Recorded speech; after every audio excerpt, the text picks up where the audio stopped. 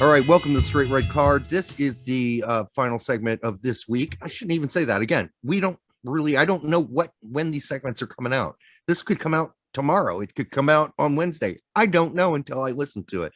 All right, so we're going to talk about some of the roster changes that are going on. We're going to talk about Greg's last interview after the roster was announced. And we should bring up, because we left him out because he didn't play this weekend, Alejandro Zendejas. I think we mentioned on our show before that people aren't paying attention to him, and we need to pay attention to him. And I don't know why we're not paying. He's only 23 years old. 23, yeah. And he just played in the Olympic warm-ups for Mexico's U23. And what happened, Brett? Something on Twitter? Yeah, well, a fan of ours, USMNT Keyboard Warrior, had mentioned, he goes, is Alejandro Zendejas USMNT eligible? Somehow has 4 goals this year in Liga MX on a scrub ass team. Why isn't anybody except for Derek at Straight Red talking about this dude? And guess who liked the tweet? Alejandro Zendejas. He liked the tweet. So right. that makes it sound like he's just waiting for a phone call from somebody. It sounds like that's what's going on, and it is nice that. Well, it's funny that he liked the tweet where the guy says his team is garbage. So he must be only liking the part where we're saying he's still US eligible. Keep an eye on him, yeah. Which he is. Now, let's be fair, because Zendejas at one point when he played for the team I'm not mentioning it, Chivas, and they don't play any foreign players, he had to swear his loyalty to the Mexican national team, which he did, but then he hasn't really been ever really called up by the big boy team. So he is still US eligible. Maybe we should give him a peek, but then again, he plays one of those more attacking minded midfielder roles, that role that we don't play. God forbid Berhalter actually changes his formation in the sense to actually work with the players that we do have. Yeah. God forbid indeed. This is a 4-4-3 might work. 4-3-3 might work. 4-4-3 would definitely work, but a 4-3-3 might work for certain players, certain times against certain teams. But you know what? We have other players who may not necessarily fit that mold, or at least the mold that you want.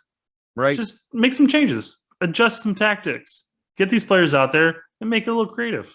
It's kind of a waste of talent, honestly, in a lot of ways. But Greg's going to Greg. So, yeah. And speaking of Gregging, USSFs, because we knew there was a presser, a media day with Berhalter that was recorded, and we were thinking, well, no, we weren't thinking, because we knew US Soccer wouldn't post it on their website. It'd be live on their YouTube. That's what I would imagine. But it still isn't. It isn't. They have interviews with 2 players today that are on US Soccer, and that was with Adams did one for about 7 minutes, and then amazingly, such a nice guy, I like him a lot, but Areola did one for about 13 minutes, and half of it was about his hair color, new hair color. That haircut alone is questionable. Well, actually, it looked pretty good today. It really did. It just seems like it's buzzed high above his ears, and then he's got a little bit longer on top, and it's weird. I don't know. Maybe I'm looking at a strange cut, but well, it's funny that cut is really popular in soccer now. It didn't used to be. Anyhow, that's not an implication or anything. It's just it's weird that style is back. It's a clean cut thing. So we finally were able to track down the interview with Berhalter so we could hear every fucking word he said. And it's not on US Soccer, and it's not on US Soccer's YouTube page. It's on a page on YouTube called JER Sports Journalist. Whoever this dude is, thank you very much. Thank you for putting it up. I don't know who you are. I just know you're not USSF. You're not US Soccer, and you did it for us. And thank you very much. You taped it. You put it up for us. Now, this interview was really interesting because it starts off and Greg's using this green screen background and it makes his head look like a penis. Did you see that? I did, but he's using this. He's using Zoom because that's the same feature that I use that blurred out the background. That's what I'm saying. It looked weird. It looked like his head sort of crushed in the middle. Well, he's got a skinnier head than I do, so maybe it flattered me and made me look better because it trimmed out some of my girth. No, that's not what's going on here. I mean, they really ought to practice that before putting that up on the screen because it really did make him look like a literal dickhead. Here's the thing: he's recording this, and behind him is a whiteboard with all of his tactics, and he doesn't want Jamaica to see it. So he's like, "You got to blur this shit out." And his tactics are like nails in a wall with strings attached to them. Let's like see, thousands, throw this guy in there. Hope that thousands pans of out. strings, thousands of nails and strings. Got plenty of PowerPoints up. Yeah, with little pictures of people's heads. All right, so let's get to that interview. We'll start there. I think we should. And the funny thing, Brett, only 3,000 people, by the way, have watched that interview that Greg did. 3,000. Again. Put it up on your fucking YouTube channel. You'll get interest. And I still stand firm that I don't think they necessarily wanted the general public to really see it. Why? What are they fucking hiding? I don't know. Nobody asked any hard boner questions. Everyone was placid and limp. All the questions were limp dick questions. And I'm saying that, and I know some of the guys that asked the question. And I'm not criticizing them because I know what the rules are. But they have nothing. US Soccer and Berhalter should have no fear going into those. Guys like Stephen Goff, who would probably ask a really ass-reaming question, are just simply not going to ask one. So you got nothing to fear. I thought Brian Strauss, I hope I pronounced his last name properly. You did. Is this he's with SI? Is he Sports Illustrated? Yes, he's the guy that wrote the controversial Jurgen Klinsmann team hates him article many years ago, right before the Costa Rica game. I thought his question that he brought up was to a point, and it wasn't forceful by any means, but it was a direct question questioning something that Berhalter did, and he brought up a point that all of us asked. He said, "Hey, man, with injuries that occur during the window, with the away match where some players can't play and the yellow card accumulation, are we certain that 27 players is really enough?" Yeah. More or less. I'm paraphrasing, of course, but that was the great question to put to Berhalter, and Berhalter's answer was, "I think 27 is enough." Yeah, I think that's a good number. And it's funny because if you actually sit down and watch this interview, Berhalter does a nice job as far as just doing some like Tai Chi type of moving you off to the side and deflecting, something along those lines. Just the whole, all right, But he's like, that's a good question. Yeah, I think it's okay. Next question. Just deflection. And then the hilarious thing is, since that interview, we've already lost 2 players. Yeah. Ream has family issues.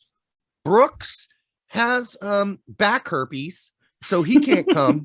And so now we're already down 2 players, and he's only replaced one of them, as far as I understand. Zimmerman's coming in for Ream. Yep, we're sitting on 26 right now. And I know I made the comment in a previous segment about I thought Areola went out with an injury this weekend, but apparently he's at camp and he's fine. But I've always said that he's one cut away from another 6-month knee injury. Exactly. And you throw that in there, and Adams just recovered from an injury, and it's like we're sitting there with 27 people now. 27. You think about it. 27. How many people you can have on the bench during a game and stuff like that? That should be enough. But the thing is, you start losing a couple key players that all of a sudden your bench players that we're thin on, like all of a sudden it's like Acosta would have to play for Adams, but who backs up Acosta at that point? And you know what? If my dick was on the chopping block and I had to play a backup, left back or right back, after Dest or Robinson went down injured, I'm putting in fucking Scally. You don't even have to worry about that because we can experience that against Panama when Robinson can't go to the game. And now you have Bello, who's whatever. I'm fine with Bello playing. He's fine. He's a fine player. He's decent. But with my dick on with my dick on the line, I'm not playing Bello. I'm playing Scally. Well, and I almost wonder if Bello does start or if he starts Dest out there. Either way, I would still start Scally. But it could, it could be Dest and Yedlin. But Yedlin's had a history of having injuries and being tired and not perfectly fit all the time. And listen, we got a very injury-prone crew. We're already missing Pulisic and Reyna. Adams has been injured forever. Weah gets injured when the wind blows. I just don't understand bringing 27 when you could bring 30 and just give yourself a little bit of breathing room just in case. And Derek, getting players acclimated. Yeah, but don't worry, Derek. We don't have to bring in certain players like I don't know, a DK or a Conrad or a Scally, in all honesty, because we've got verticality. We've got a lot of verticality. A lot of verticality. We verticality. Verticality. I'm getting vertigo. That's all I got to say. Yeah, with Weah and Zardes, Ariel, and Pepe, add a lot of verticality. You know, you stretch the back line. It's going to open up the midfield and runs behind the back line. I'm like, why couldn't we do that with Pulisic and Reyna in there as well? Why is this verticality magically here when they're not here? I mean, yeah. Why is the game changing all that different? If you want verticality, start telling, hey, Pulisic, stay out wide, make your runs in off the slip, quick coming back into our defensive third to get the ball. This is a tactical issue. You're chalking it off as like, yeah, this is a big brain moment I've had here, and we're gonna have verticality. I just want to toss that word right into the toilet and flush it down because it is so Berhalter. It's such a meaningless blob answer for a question of like, why isn't PFOC there? Because it's because of verticality. That's why he's there. Well, why is, Areola there? Verticality. Like, it's a one-word answer he can just use for all kinds of shit. And it's, in the end, it's meaningless. It really is. It's just a blob word. It's gobbledygook. That's what we used to call it in the old days. Mm-hmm. Malarkey in the old days. That's actually before I was born. People used to say that. All right. And then he'll say things like, why is Miazga there? Why isn't PFOC there? Well, I think we're looking for a balanced roster. Whatever the fuck those were hard decisions, not to include them. And I had phone calls with them. It was a hard decision. I'm just like, you could still include them. It's not that hard. Yes. Unless you're being hamstringed by USSF to keep it at 27 area, there's no reason you can't bring in Miazga or PFOC or Conrad. I'm starting to believe. Starting to believe this might be a budget issue. Yeah. I mean, I really am. I hate saying that because I'm not a conspiracy Let's throw those tinfoil hats on people. Let's go. Jesus, it's just very weird.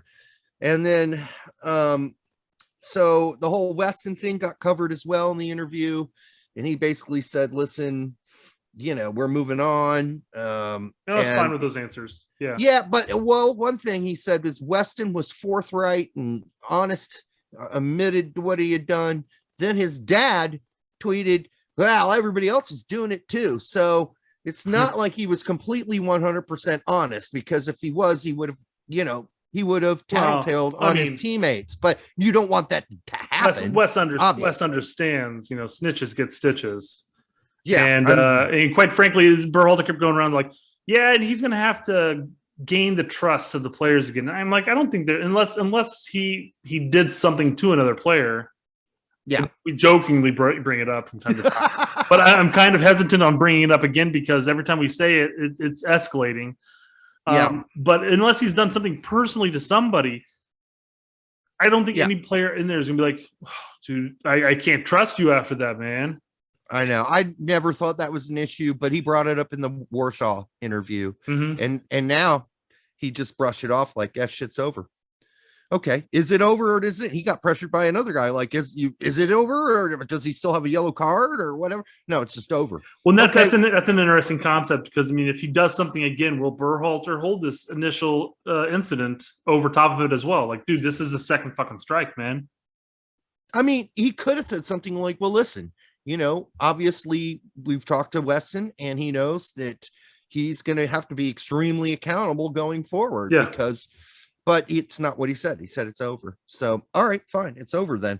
I don't think Wes is going to do it again in this qualifier, but I don't either. But if he doesn't replace Brooks with somebody, I just think that's a massive mistake. So does that keep us at 4 center backs now? We got Robinson, we got Zimmerman, we got McKenzie, and we got Richards. Yeah. Anybody else missing somebody there? No, I don't think so. So So All I gotta say, if this doesn't prove there's a rift between Miazga and Berhalter, if Miazga does not get called up to replace Brooks, because he's basically he is Brooks in many ways, a right-footed Brooks. If he doesn't get called up now, I mean, it ain't about the dog anymore. There's something else deeper there. There's a real rift, and honest, real rift that exists. So it's an interesting topic to bring up because obviously I think Miazga deserves to be there. I think he's deserved to be there last window too. I brought it up then, but he did talk about Sands in the presser. He talked about how he likes the versatility and he's done well under the time he's played for the U.S. national team. So, I mean, if you're looking at a center back going out and we brought up the concept of Adams being, just rebounding from an injury, just a couple games into recovery. Mm-hmm. I mean, you could be looking at him saying, well, given that versatility of Sands playing either as a 6 or a center back, I'm going to call him up instead of Miazga. And then Miazga's going to wake up tomorrow morning after Sands is now on the roster and say, shit, I'm number 8 on the center back depth chart. Holy shit. Yeah. How did I drop this far down? And, if I were him, I'd be wondering that too. So it's not good. Although Berhalter did mention him and, he said, it's just really hard. It's a tough decision I got to make, He's playing really good. I like what he's doing there, but man, this is one of those tough decisions I have to make. Man, it's like saying Scally's really close or doing a decent job. He's doing a lot better than a decent job, dude. And, yeah, and I know we brought it up earlier. I think it was last segment actually because we went off topic a bit. But he talked about with Scally. He's like, hey, he's doing good things with Gladbach, and he's still working his way up there. But we need to include somebody who's more prepared. For the battle that is CONCACAF. So again, we have made this argument. It doesn't matter. He doesn't have to play. He just needs to be with the team, travel with the team, get assimilated to the environments away from home or even at home. Get to know although he knows a lot of the guys on the team. It's not like he's starting from scratch. He knows a lot of these dudes. They've hung out since they were in youth leagues together. So again, Adams, I think even mentioned today, he's known Joe for years. So whatever. But I did like Greg's reasoning for Ethan Horvath being left out. I have that listed as well. Yep. That was a smart one. But because, that could be said about a number of players though. But yes. Well, he did say it wasn't because he wasn't getting enough playing time, but yes, that's a bullshit reason because neither does Stefan. Yeah. The difference is that excuse me, Horvath has a new manager. Yep. So it's a combination of three things, really. Yeah, the reason why he's not being called in is he's not playing, he's got a new manager, and he's fighting for a spot. Those are three good reasons to not necessarily include him. However, I honestly think the bigger reason why he's not included is because we needed another goalkeeper for Panama. And at that point, between Stefan and Horvath, who are you going to bring? Berhalter is going to bring Stefan regardless. So I think the only reason why Johnson's in there before, and he talks about how Johnson is, Johnson's actually playing and he's doing well with NYC, but nobody would have Johnson over Horvath in their goalkeeper depth. It's not happening. Yeah. I honestly think that this is a situation. This is a good tactical decision, in all honesty, by Berhalter. There's no reason to really bring 4 goalkeepers in, especially since 3 of them may not necessarily even play. Yeah. So you just you leave one of them off that, and he comes up with good reasons for it. Like I said, if he flat out said this is it, and let's say Horvath's not in the next window either, because he's still fighting for that spot and he's not playing, then yes, I would believe him in that sense. But I suspect that. Well, we have Mexico and Costa Rica the following round. Who we got? Yeah, I mean, we've got a lot coming up. So, we got some questionable red states for the English players. Yes, so we'll see if how the red band goes in travel. It's supposedly supposed to change here after this window. Well, some people are saying. Yeah, it should. Now, something that didn't change is Araujo was not called up, or he was called up and he was asked about it. Mm. Greg was asked about it, and he said, and I quote, if he's going to share it, he's going to share it with the group. He's going to do it himself. It'll be his basically saying that he's going to come up, he's going to have a statement soon. He's going to release it. It's not up to me to say anything at this point, which anybody in their right mind, before Araujo even came out and stated, or I don't even know if he had actually stated anything before the news came out that said FIFA cleared his switch. But Berhalter's statement was absolutely clear where Araujo was heading towards. Yeah, and he was just trying to be respectful, which is good. That's one thing I really like about Greg. He's like up these guys' asses. Like, he's giving them opportunities. They're calling these kids up. Some of them just don't want to play for us. That's fine. For various reasons, yes. For various reasons. It might have, and I think I watched a show where there was a dual national, and he talked about all the different decisions he had to make before he made a decision, because he loved both countries. And he's like, it really, after that, when you love both countries, you have to make a decision based on what's best for you. Like, where am I going to play? It's not where my heart is, because my heart was here and there. I felt it. I think Herc has said so much the same. He loved Mexico and he loved the United States, yet he didn't feel at home at either necessarily 100%, or accept it, because, in Mexico, they called him a gringo. When he came here, it wasn't really, it was a different situation. That was Ochoa's, his long statement to us was basically the same thing too. Yeah. Didn't feel at home in Mexico, came here, he felt a connection, but not a strong one. And then, he had the family ties that, he grew up watching these players, and it was just too much, pull. Yeah. So no Araujo. I think he's choosing Mexico, which, and then I watched the best. Well, it's official. It's official now. His one-time switch has been filed. Okay. But he hasn't made a statement yet. No statement, no. Okay. And so I was watching Best Soccer Show. Was that what it's called? The Best Soccer Show? Best Soccer You've been show? Watching us? Yes, I've been watching us. But this is the show by Davis. Oh God, what was his first name? Brad? Jason Davis. This guy's been around for like at least a decade. Okay. I've never been on a show, never talked to him before. Don't know him from hole in the ground, but he had a guy that called in and said, the great thing about Pepe is that, this is the first time for me as a Mexican American, I really feel attached to the American team, because there's this, Mexican American player playing. And I was thinking to myself, as Jason said, oh yeah, I get how you feel. Although, obviously I'm not any part Mexican, he said. But I was thinking, well, wait a minute. I've been watching this team for 20 years. There have been tons of fucking Mexican American players play for the U.S. national team. We got Paul Arriola is a Mexican American. Hello. He's been on the team. Herculez Gomez, Mexican American. Omar Gonzalez, Mexican American. Nick Raimondo, Michael Orozco, Edgar Castillo, Ventura Alvarado, Bornstein, Edgar Castillo, William Yarborough, Jose Torres, Villafana could have picked Mexico too. So this whole idea that we don't ever call Mexican Americans, I'm saying maybe it could get better. I'm not disagreeing with that. I'm just saying it's not like this is the first guy Mexican American that ever played for them. It might be a question as far as maybe like the quality of Mexican American player. That finally there's I don't know. This is bad reasoning, but maybe this is what they're thinking, or maybe they're just relatively new to the United States national team.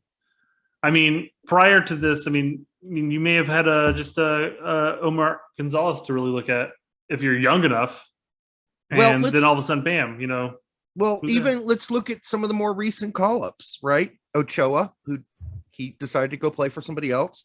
Rajo, he's going to go play for somebody else. We called up Efrain Alvarez several times. He said, no, thank you. Greg said, go try out the Mexican national team then.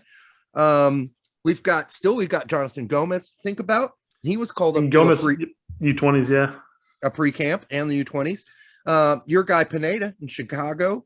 Farfan we've called up recently. Ledesma, Ferreira, Amaya, Memo Rodriguez, Sebastian Soto.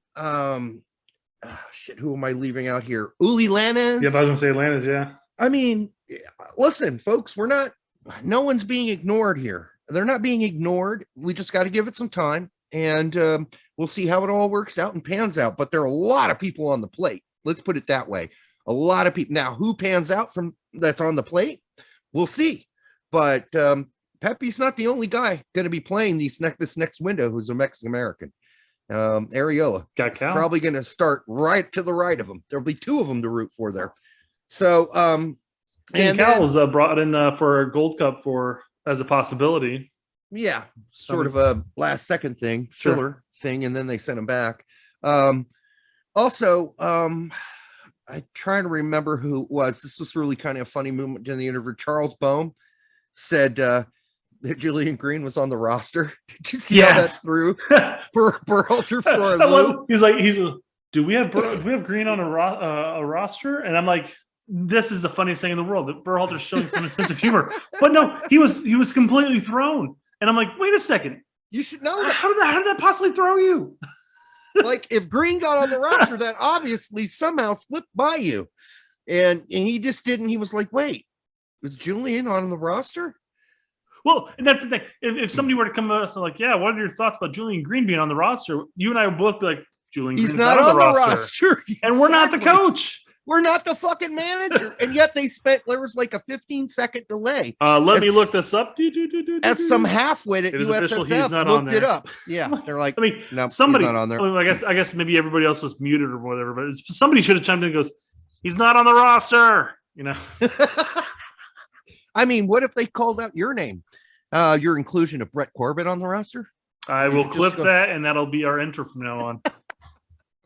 And he just looked around. No, I don't think I've called a Brett Corbett up to the roster. Not this window at the very minimum. You should know. Okay. That's what we got to do. When we get a chance to interview when we get a chance to interview Greg, we got to start throwing stuff like that out there. Like, hey, when was the last time? Sorry. In the next window, are you planning on calling up Derek Ritchie? Like, Derek Ritchie, who's Derek Ritchie? And both of his bad knees. That's not happening. I think what's really kind of funny about that is that they had to check. I mean, he should have just been able to say, no, he didn't make the roster. I don't know what you're talking about. But anyhow. The retort also, once again, like, you threw me for a loop. Where are you getting your information from? I'm like, I love that part. Yeah, Greg was awesome. He's like, where are you reading this shit? Yeah, no, he's I'm actively on Twitter, man. Come on. Also, the whole thing about Austin being a great place to start the cycle because it will, and I quote, prepare us for the heat of Panama. I don't like the idea of our guys playing 2 heat-laden games in a row. I mean, it'd be better if we played in Colorado, then our guys wouldn't get so worn out by the heat. I mean, if you've ever played in a 90-degree heat, like whether it be tennis or soccer, that shit wears you out, man. And it's a lot different than playing in a nice, cool 60 degrees. It's so much different. The heat. Derek, I mean, you're fully aware of what Indiana summer is. And it's like 95 degrees, 99 degrees, 100% humidity, no clouds in sight, no wind. Yep. That shit is fucking brutal. And I didn't notice it as much as a kid. Maybe shit's gotten different in the handful of decades here, but I've always noticed it. I'm half German and half Manx, right? So and other things too. I'm Irish. I'm Irish and Polish. So our people don't deal with like 95-degree weather, so we're not prepared for that, and so it hot summers sucked for me even when I was young. Ironically, our people, quote unquote, our people. People of our heritage took over the Midwest and all that area. Yes, I know, and it's hot as hell here. Yeah, during the summer. So I don't like playing too hot. Tropical here in Indiana. It is fucking quite tropical. Especially gets a little. We're always 5 degrees hotter down here in Bloomington. So this whole idea that's a good thing because it prepares us for the heat. I didn't like that answer. That's not a super hypercritical thing to say. It's just I'd rather have our guys play in the snow in Colorado than play anyhow. God forbid there's snow in October, which could happen, I guess. The last big thing of the interview that I have is there's a question where they asked, what was one thing that the team learned the last window and how you can adjust moving forward. Oh, And God, he yes. basically said, "Hey, you know what? I think the team learned what it's like to play in CONCACAF." I'm like, Okay. okay. I mean, because Okay. he kept talking about how like oh, it's a young team, but he's not using that as an excuse. But the concept of needing to know what it's like to play in that type of environment, I guess, is what he's alluding to. Yeah. But then he talked about what him and his staff learned was the rotation is key. Yes, You know, rotations and subs. still only brought in 27 players despite injuries, yellow cards, and away matches. Oh, It's just, God. but rotation is key, and I'm going to make all my subs in the 85th minute when we're tied 1-1, or it's just. You I think mean, what you a think silly thing to bring up because I don't think he's learned anything about rotation. I mean, he made the one big rotation in Honduras, and that's it.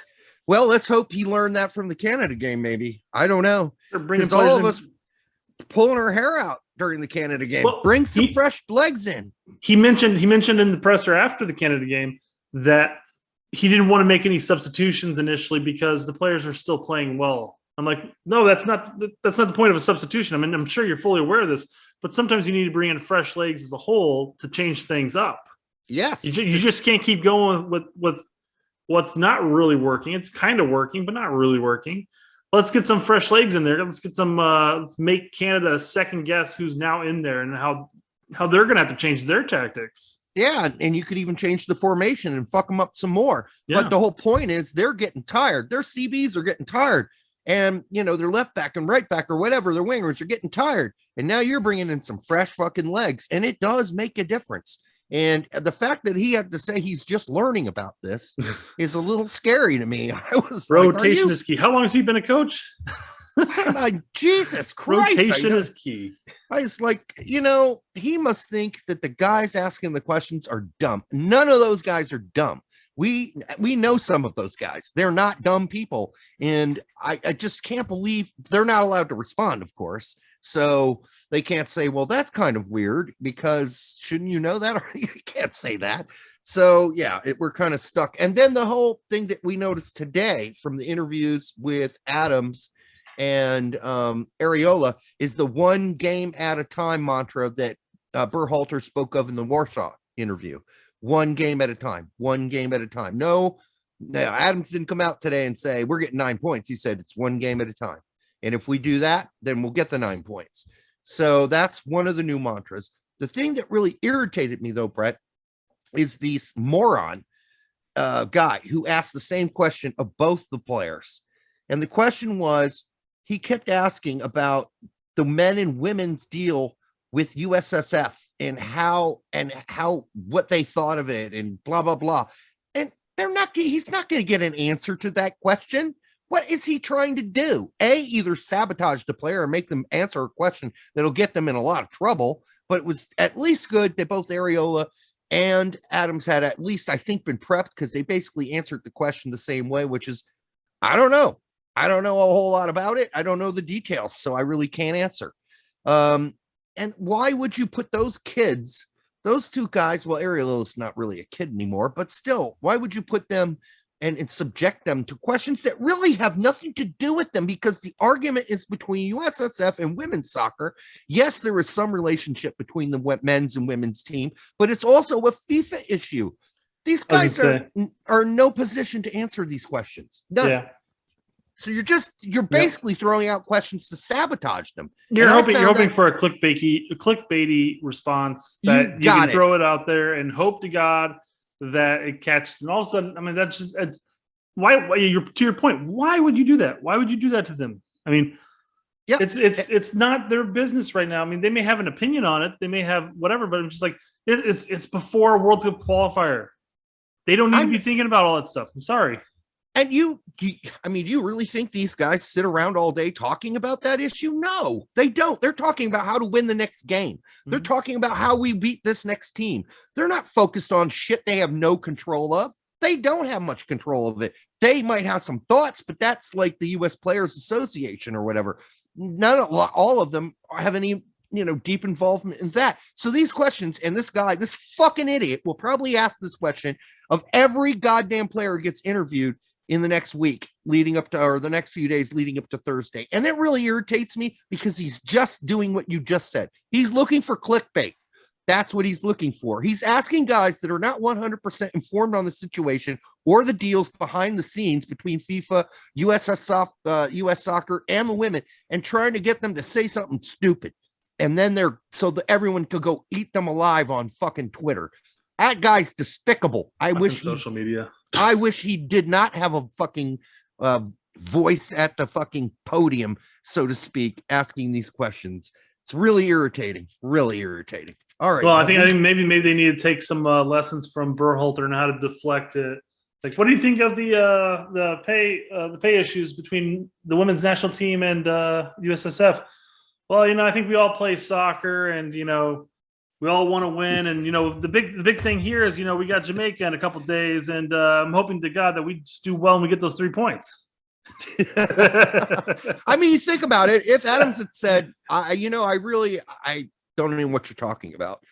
That is click right there. Oh, this guy's so fucking, he's so ignorant. He doesn't even know about the women's situation or the women's fight or what. He's not even. It could just be, in all honesty, the point could just be a broad statement. It's like the men's national team is not really supporting the women's national team. I'm like, they don't care. Quit the divide. Quit the divide, guys. Why are we dividing?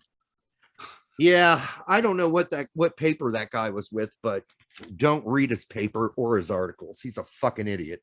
And I'll find out who it is, and maybe they'll find out who we are, and they'll fucking send us horrible hate mail. Who knows? Horrible hate texts or hate tweets like, "Shut up, you assholes." Wasn't clickbait. It was an honest question. No, it wasn't an honest question, and you know it isn't. All right. You want answers to that question? Ask the actual association fucking reps, because that's their job to deal with that shit, while the other guys are focused on playing the next game, which is what we're talking about right now. Support the women, support the men. But if you don't know what you're talking about and you don't have all the details, how are you supposed to answer that question? Impossible. I would have loved it if he responded, like, what do you want? I want the truth. You can't handle the truth. Well, I'm using that meme, baby. Yes, absolutely.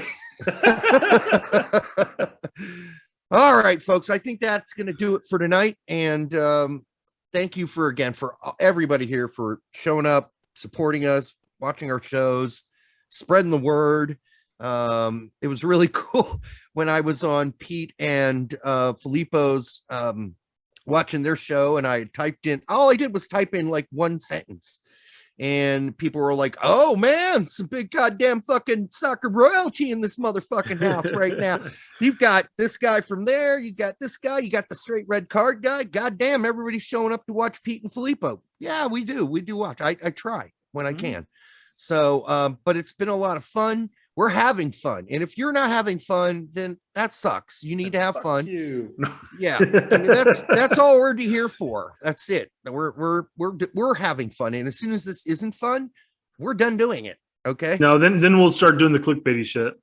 Because fuck it, why not? No, because that would mean we would have no soul, Brett. I would like to get some large paydays before we quit this. All right. Well, so would I, but not if it means I have to sacrifice my soul on the mantle of your social media. I shouldn't even be talking about souls. All right. We're all a bunch of fucking lonely souls out here in this world. Everybody, make sure you know that we're here to rap with you about football, soccer. We're here. We're your friends. We have hello, fellow kids.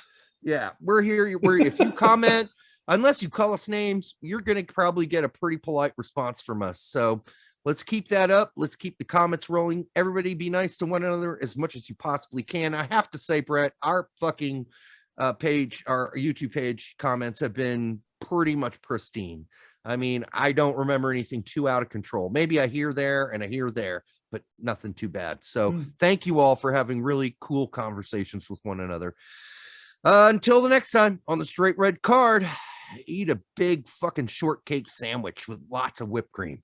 Glad you said sandwich, by the way. Kind of like I was hoping you said whistle that one time. All right, catch you later, guys. Bye.